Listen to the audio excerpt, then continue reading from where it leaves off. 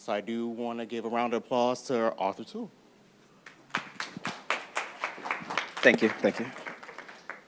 Good morning, good afternoon, everyone, actually. So I want to get a gauge in the room just to understand the audience. How many of you guys are currently students? Students, okay. How many are clinicians, like you're in the clinic, home health, and how many are in the a professor? Okay, got it. So what I want to start with is just I want to do two things. I want to say thank you for what you do, and then share some tools with you that will hopefully help strengthen your practice.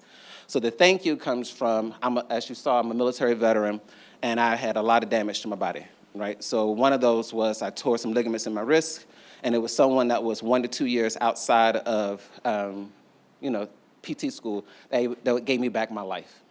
About 8 years later, I decided I wanted to go from a desk job to playing sports with people that were half my age.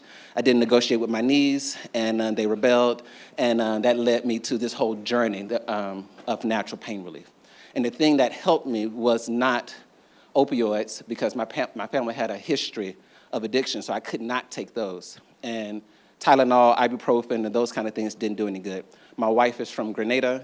She took me to Grenada, and they put an oil on my knees. And from there, that was the first time I felt relief. So I'm going to talk to you about the benefits of plant-based pain relief therapies. Now, again, I'm going to start off saying this is not to replace what you're doing, but I want to expand your tool set. Is that okay? All right. So I'm going to start off with a question. How many of you have a patient right now taking oral pain medication before they come to see you? That's a lot of people. All right, so that's the baseline. So think about this as we go through this presentation. How many of you have seen a patient experience an adverse effect, GI issues, elevated blood pressure, or a liver concern from something they were taking, or an addiction? Okay, so that is why we're here. We want to give you additional options.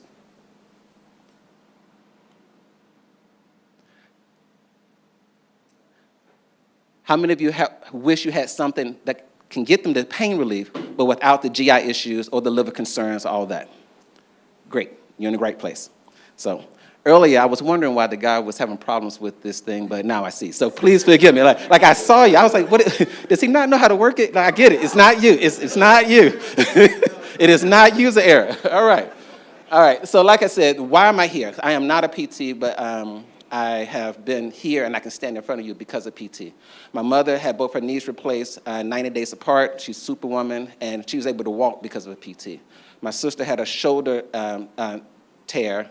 She was able to rehabilitate because of a PT. My daughter is an athlete, tore ligaments in her leg, a PT helped her. My son has some motor issues, PT helped him. So either we're really clumsy or we just love PTs, okay? But because of my injury, we realized that you don't have to just use pills. You don't have to use just opioids. There's other ways that you can get relief that is not just folklore, just not third country's remedies. It's backed by science, and that's what I want to share with you today. So please take note. Everything that's in here, there's a study at the bottom. If you want the study to take back to your clinics, to take back to your schools, please let me know, and I'll make sure that you get it, okay? Because it's important that you know the science behind everything that I'm up here presenting to you. So we're going to talk about 7 things. Why this matters today, why this matters to your patients, and what's at stake. The real cost of the current options, Tylenol, ibuprofen, Voltaren, and what the evidence says.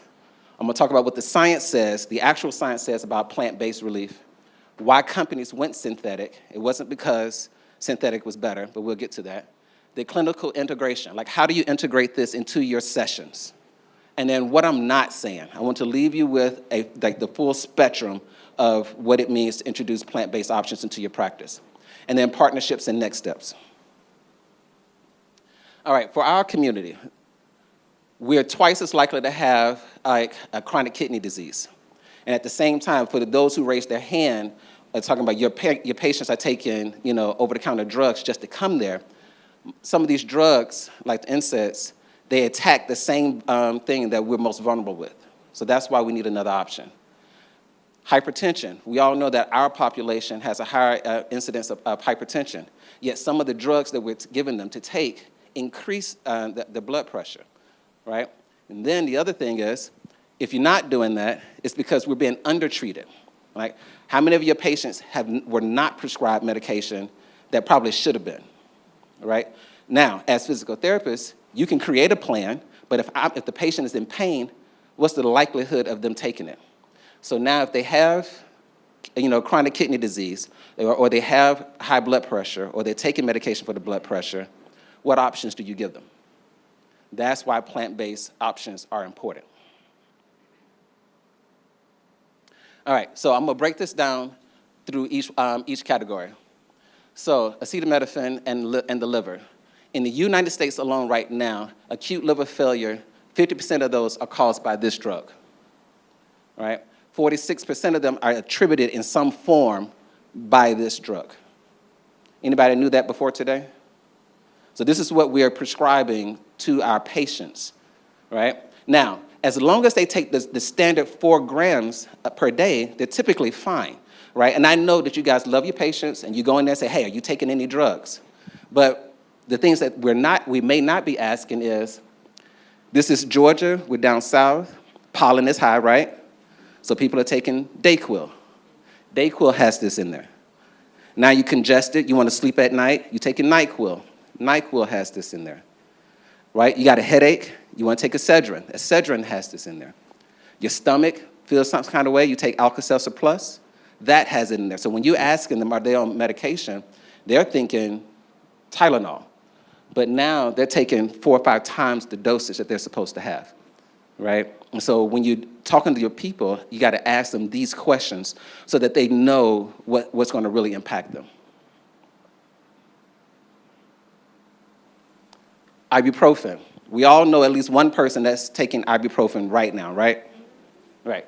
So studies show that people who take ibuprofen on a long-term basis are 4 times as likely to have an upper GI bleeding incident than non-users. That estimated to about 103,000 hospitalizations each year just from the long-term side effects of ibuprofen and ibuprofen-related drugs. That's estimated over 16,000 deaths per year for GI-related side effects, okay? Now, I imagine that most physical therapists and other type of doctors would recommend people to take pain meds before they come in so they can tolerate your plan, your intervention, right? And I'm not saying that the pain meds are evil. What I am wanting to do is just letting you know the impact. Because this is not everybody. About 1% to 2% of people who use these NSAIDs on a consistent basis experience an upper GI event every year. And you may say, hey, that's not a big number.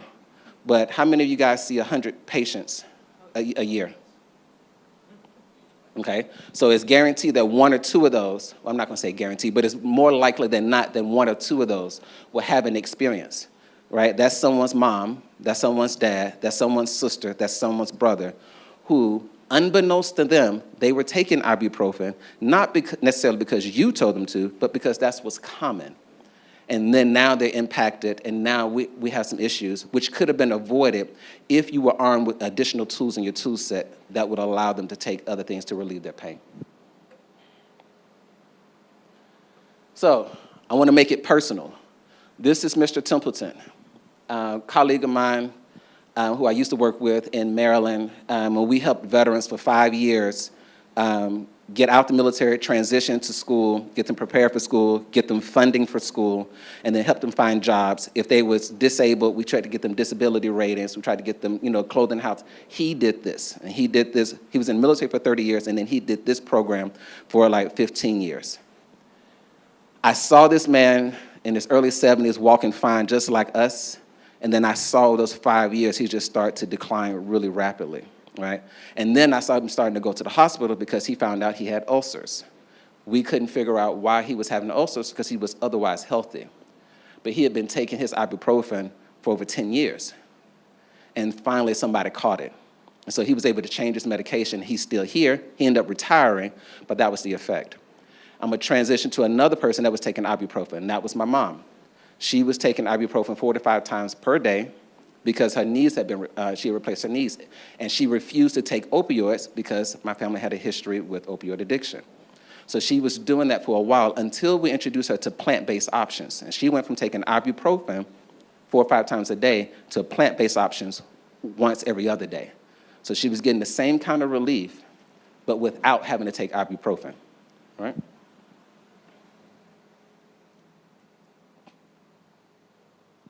So Voltaren. How many have heard of Voltaren? So I'm going to start off by saying Voltaren is not the villain, as you see here, all right? But they did make a step in the right direction because they have a topical. And topicals, did somebody say something? Okay. Topicals have a 36% lower cardiovascular risk than NSAIDs, oral NSAIDs. However, Voltaren, when they did the studies, they noticed that it can elevate your blood pressure. So much so the FDA requires them to put the same warning that the oral drugs use. So when you look at the Voltaren, just look at the instructions, look at the drug warnings, and it'll tell you those same things. So even though it's a step in the right direction, it's not oral, you're still having some of the same effects. So, question, and this is, I need an answer from you all. A patient with chronic knee pain reports taking 600 milligrams of ibuprofen twice daily before PT sessions to manage pain well enough to participate. Which of the following represents the most clinically appropriate response? And you can raise your hand when you see when I call the right answer. A, continue current practice. NSAIDs are short-term safe for most patients. None. Online. Oh, I already see a C. B, recommend switching, which has which has no GI or cardiovascular risk profile. Anybody? C, educate the patient on systemic risks of regular oral NSAID use and explore topical alternatives and as an adjunct to reduce oral medication reliance. Oh, we got to do all of them. Y'all know the answers. Okay. D, discontinue ibuprofen immediately and substitute a plant-based topical before the next session.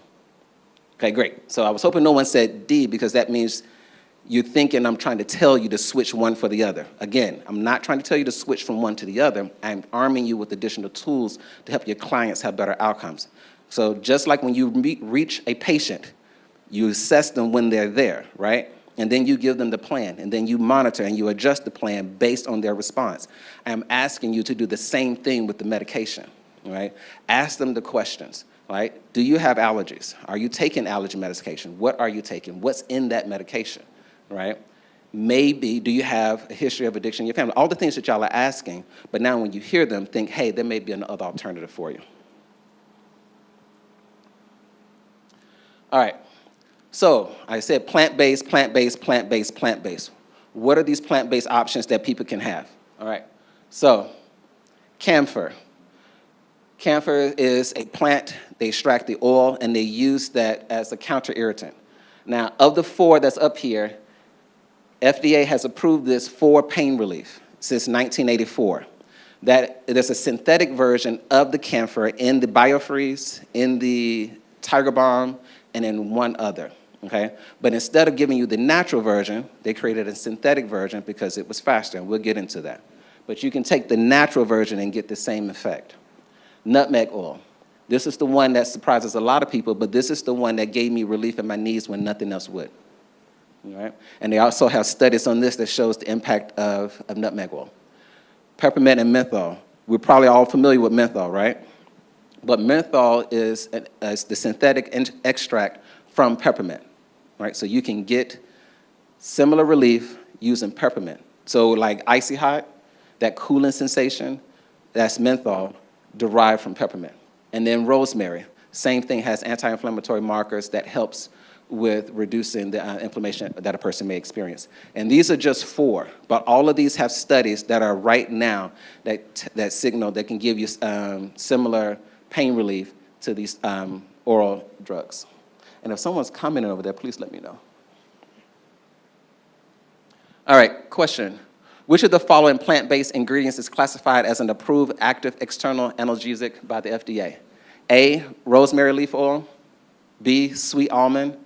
C, camphor. Got one camphor, got two camphors, got three camphors, 4, 5, 6. Going once, going twice? Okay, got it.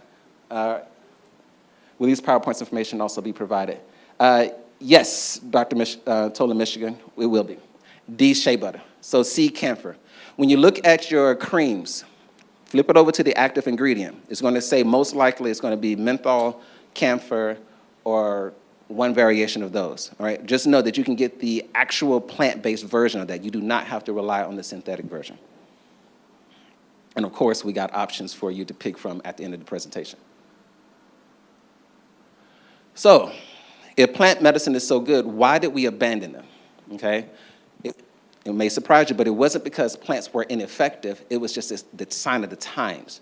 During the times of war, it was harder to supply the plants and extract them and get them to other places, other countries at a pace that was what they needed. So what they found was they could make a synthetic version that was cheaper, and they could produce it at scale. And so then they went there. And businesses did what businesses do. When they find something, they exploit it and go as far as they can. So they realized, hey, we can make more money with synthetics, get a similar effect, so let's do that. Then we found out later that you can't patent organic, 100% organic material products because it's organic. So the only way businesses could protect their products was like they had to make a synthetic version, and thereby they could charge whatever they wanted to. So those were the two reasons why we switched. It wasn't necessarily because they found something that's better. And as a matter of fact, there's a trend reversing the drive towards synthetic back towards plants. So when you have a moment, just Google, is there a trend going back towards natural pain relief? And you'll see it. They'll show you studies, and you can look at that. And if you want to talk about it, want me to come in and talk to your groups about it, I can, all right? The businesses assumed that they would be able to continue to do this in perpetuity, but what they found was it wasn't as helpful as they thought it would be. Then they couldn't get it as many approvals as they thought they could, so now they're trying to reverse course. Okay. Research indicates that poor sleep quality has which of the following effects on a patient's experience of pain? A, reduces central sensitization by lowering cortisol levels overnight. B, increases pain sensitivity by elevating inflammatory markers. 1, 2, okay, 3, 4, 5, I see you. C, has no clinically significant effect on musculoskeletal pain perception. Or D, primarily affects emotional pain tolerance but not physical pain thresholds. Any others? Let's see online. B, I see you, Dr. Thomas. B. So one of the questions I would ask you and encourage you to ask your patients are they sleeping at night? Are they sleeping 7 hours or more? If they're sleeping under 5, that will impact their pain. So they can be doing everything that you're telling them to do. They can be taking the medication, but maybe it's their sleep patterns. If their sleep hygiene is poor, it will negatively impact their pain quality.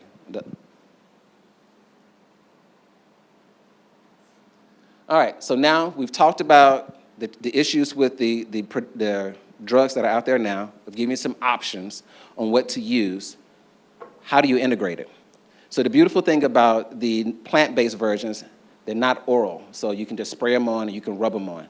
What makes that even more helpful is that if you have a clinic and you're in a clinic, you can set it right there and then tell the patient while you're working with your current patient, hey, spray that on, rub that on, I'll see you in 2 to 3 minutes. And by the time you get to them, they're already starting to feel relief, right? As opposed to I have to take ibuprofen at home and then in 30 minutes go through my whole system and then it's there. So you can get the person to get faster relief, right? And then you can give it to them at home, and they're not as restricted as they are with pain pills, right? So now you can take it more often. Now, what does that mean?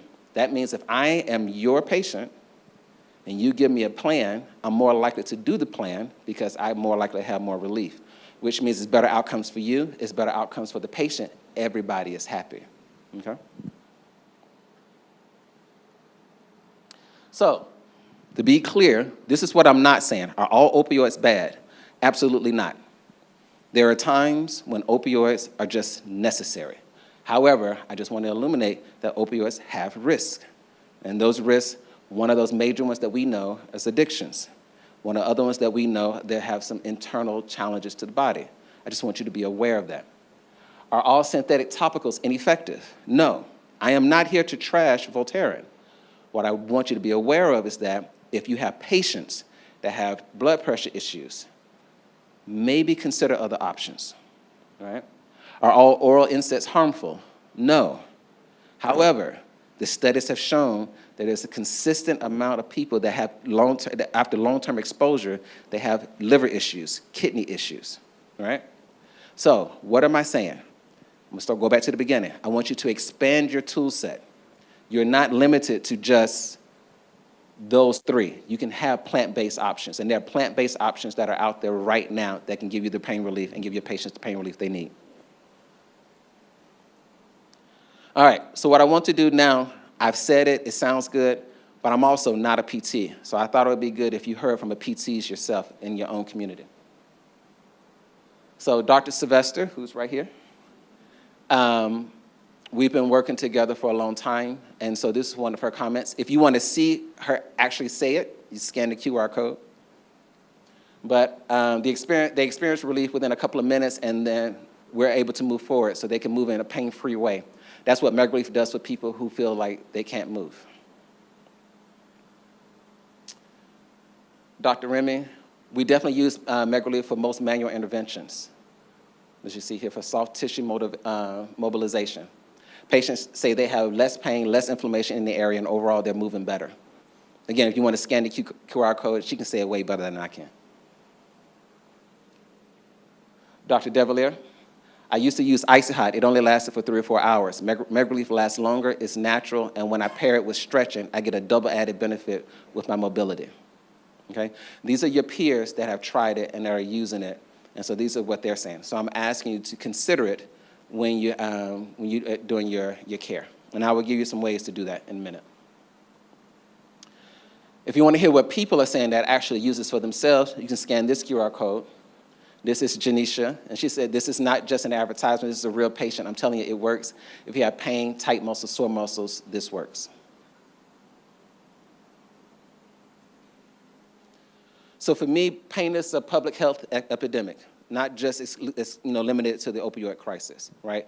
We are putting things in our bodies that are causing a negative impact, and we don't have to, right? Now technology has advanced enough to where we can get pain relief without putting synthetic stuff in our bodies. So as we return now to, for our ladies, more natural hair products, for everybody, more natural food products, we need to be doing the same thing for our pain. So right now, over 50 million people are living with chronic pain. 60% of adults over 55 are experiencing chronic pain, and that's costing our economy through lost wages, through less work, over $100 billion. So it's hurting the economy as a whole. And we now have the tools to help remedy that and turn it back into the right direction. So where does MegRelief fit? All those ingredients that you saw on there, MegRelief has already. So you get all those ingredients, the rosemary, the camphor, the nutmeg, right, the peppermint, already rolled up into one. Now, would I enjoy if you all said, hey, MegRelief? Yes. But more important than that, is that I want you to actually consider using plant-based stuff in your practice. Let the data tell you what you should do, okay? And I want to give everyone an opportunity to have that. So those are our products, which I'll come back to. Here's what I would like for everyone to do. If you're willing to try plant-based option in your practice, scan this QR code, put in the information, and my team will ship it to you, okay? Try it on yourselves, and then and once you're comfortable, try it on your patients. You can give me a call. We can talk you through it. And then I'll send a slide, so if you want to talk to other doctors and what their experience have been with it, you have that too, okay?